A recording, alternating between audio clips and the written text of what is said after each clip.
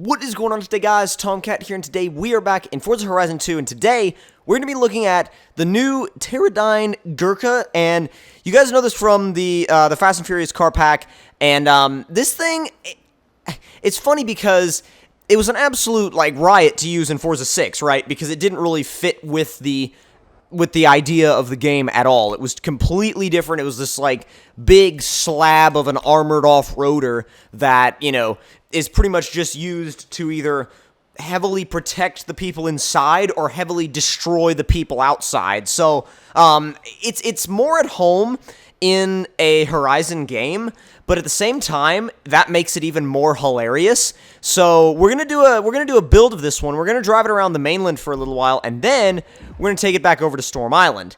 And I actually said we were gonna do a little bit of a build of it, but my hand slipped on the controller and decided that hitting the B button was a good idea.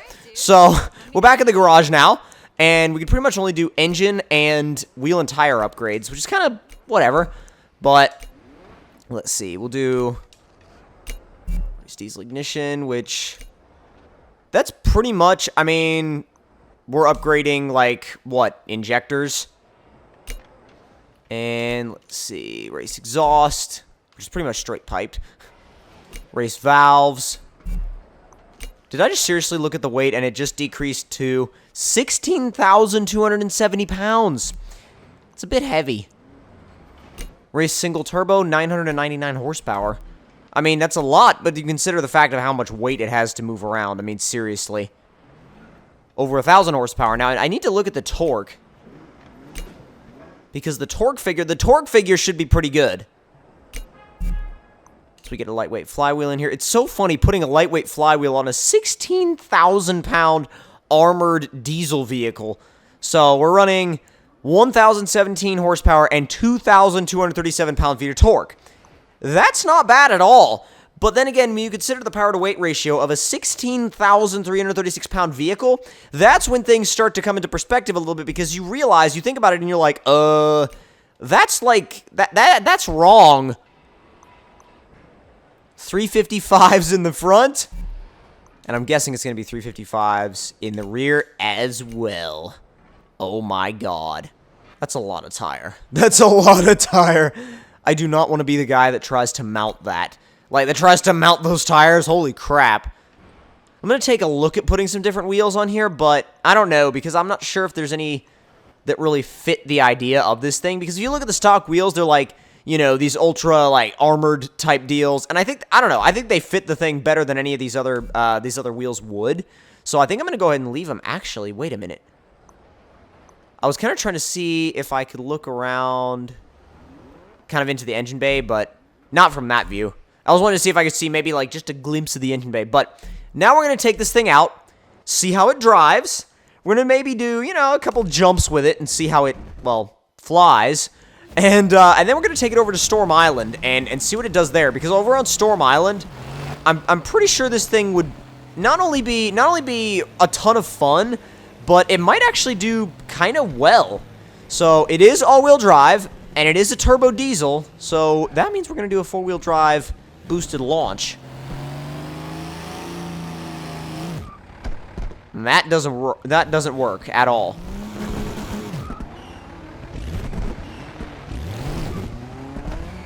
Maybe second gear was the reason that wasn't working. There you go.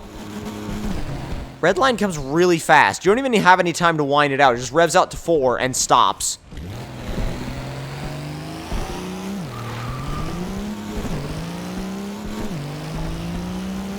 You know, for being 16,000 pounds, it's really quite fast. Like, it's really, really fast for being over 16,000 pounds. If I'm not mistaken, this thing is built on, what, a Ford Super Duty? Because that's kind of what it looks like in here. I like how they have the little tuner right there. That's really cool. I like that they added the little diesel tuner. What? Oh, what's up, bro? What's up, bro? And it does four-wheel drift, kinda. See if I can get like a third-person view of that, because that's gonna look ridiculous. A vehicle of this size Doing that. Yeah, doing that. That's ridiculous for something this large and this heavy. But enough messing around with, like, trying to drift the thing. Let's take it to the airport, see how it jumps, and then we're going to take it to Storm Island and see how it does on, well, some rally courses. Which rallying doesn't really apply to this thing. I want to maybe consider it more like, you know what? This thing would fit better in spin tires than it would in Forza. That actually reminds me, somebody needs to make one of these for spin tires. Holy crap, that would be amazing. Excuse me. Nothing stands in its way. It just goes. I wonder if it can make the jump, like, actually into the hangar, through the window. We need to try that and see if it can actually do it. I don't think it... You know what? I don't think it can, to be honest, especially because of the fact of not only the total vehicle weight is extremely heavy, but also it's very front-end heavy because it's got that massive diesel engine up front, so I'm not too sure how it's going to work out, but we can give it a try. Come on! Go! Oh my god! What? It actually works! It works. We landed on the freaking shipping crates. That was completely unexpected, and I'm very surprised. Very, very, very surprised. Next step is a runway run. Doesn't really have the best turning radius, though, if I'm honest. It's like, turning. It's not, let's just say this. You would not put this thing in the category of a car based on handling.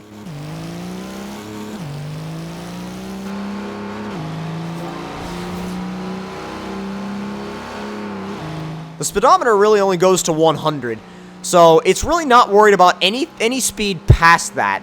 We've pegged out the speedometer at this point. Let's see, 130. It's trying to climb. 140. Maybe a little bit more. Maybe 150. Maybe. Not bad. There it is. Well, past it, actually. And now for a test of brakes right here. Oh, it's not going to stop. It's not going to stop in time. No way. 16,000-pound truck. There's no way it was going to stop in time. At least stop in time compared to the sports cars I normally test on that straightaway. And on the way back, I kind of want to test out that little jump where the road goes underneath the runway. And then after that, we are going to Storm Island.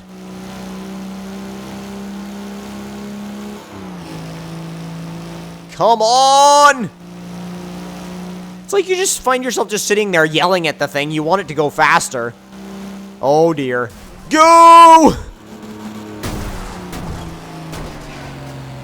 Wow, do a barrel roll. Holy crap.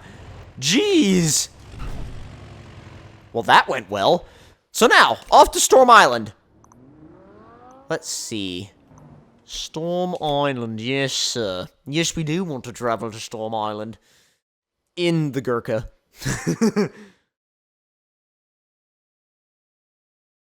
Other than taking this thing off, like, the main massive jump, I think the other thing we should do with it is see, like, how it does on that speed zone that's really close to it with the, with the big, almost like horseshoe kind of corner. So, we'll see how it does, and I'll compare it. I won't really compare it to other cars or trucks of this type. I'll more compare it to... Well, really, what can you compare this to? Hummers? Really, not even Hummers, because a Hummer, even though it's a big, bulky vehicle, it weighs a whole lot less than this thing does. So, it really isn't even a fair comparison. I'm trying to think right now what the Hummer weighs, and I think it comes in somewhere around 8,000 pounds. This is double that. Double that. I mean, and I may be getting that. I may be getting that weight number slightly wrong, but I think I'm kind of close in saying that this is almost double the weight of a Hummer. So it's like it's a big difference when you think about it in the long run. I'm just hoping it's not raining by the time Storm Island loads, because generally, like, it'll be raining on the mainland, and you'll get over to Storm Island. Oh yes, it's not raining. Sweet. Alright, we are going to fast travel right up here, so we don't even have to worry about the weather changing while we're driving or anything like that. We can just get right up there and just book it to the jump, do the handling section, and see how this thing does, as ridiculous as that might seem. Can't even really do handbrake turns unless you got a ton of speed built up.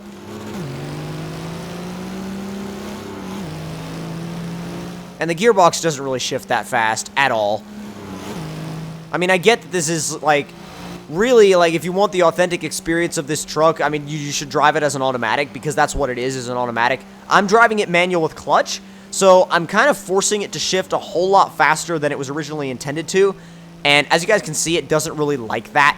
So, and it started to rain again. Oh well, whatever. Whatever. Oh dear God. Here we go. Oh boy. And go! Oh boy. Slightly, well, you know what? Even though the angle was slightly wrong, there's really not much we have to worry about because it wasn't really going to go that far anyway. I love how I predicted a storm starting when we got over here, and it started storming, like, immediately. Not even, like, no joke. It just started storming immediately.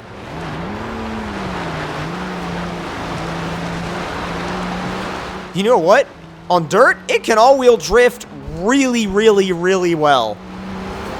Like, really well. Got a speed zone coming up, too.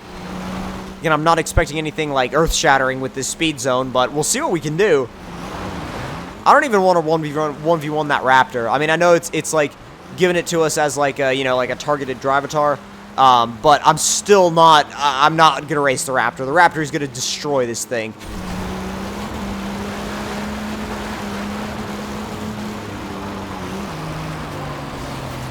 Not bad. Pretty much cleared the. Well, not really. I was gonna say we cleared the whole table, but not quite.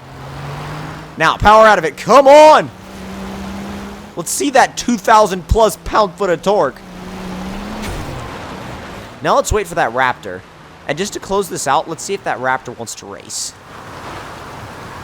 We'll wait right here for you, Raptor. Are you coming? Eventually, once he gets here, we'll race him. Oh my God, is he just... What? Okay, we were facing the complete opposite way of... The Raptor must have turned off. What? We're going back that way. We're chasing that guy. I think he was in a Ram Runner, and we're gonna get him, and we're gonna race him. Actually, no, never mind, because he's disappeared. No, he hasn't. Coming for you, Ram Runner. You're not gonna last long. Teradyne GURKHA rally car. Don't you know? I mean, come on. It's been in development for years. I mean, we've already been talking to Cosworth. I mean, they're already coming out with an engine for this thing. Gonna run in the next WRC. I mean, all right then, let's do this. Pro Drivatar, let's do this. This thing is, I'm very curious because I don't know how this is gonna go. This thing's either gonna lose very badly or not, or we'll just pass him. It actually kind of is a benefit to shift sooner because you get so much low-end torque that you really don't have to be revving it out. So you can shift really low in the RPM range. What'd I tell you? It four-wheel drifts so well. It's got that coating of mud on it now. It's brilliant. Dude, that Ram Runner is gone. We are literally destroying that guy. Holy crap. Did not expect that one bit. I need a higher difficulty opponent. Holy crap. I need a much higher difficulty opponent. Nearly there to where we can call this a win. Almost there, almost there, almost there. Come on, come on, come on, come on. I'm just cheering this thing on at this point. And boom. That was first place, and we're flipping. First place, and we're flipping. But that has been our drive of the Teradyne GURKHA in Forza Horizon 2. I actually kind of want to use this a lot in, like, Maybe an online lobby or something. That'd be really fun. But if you guys enjoyed this video, then don't forget to leave me a like. Tell me in the comment section down below what you guys thought of it. And if you're new to my channel, don't forget to subscribe for more. And I will see you guys in the next one. Talk to you guys later, and I hope you guys enjoyed.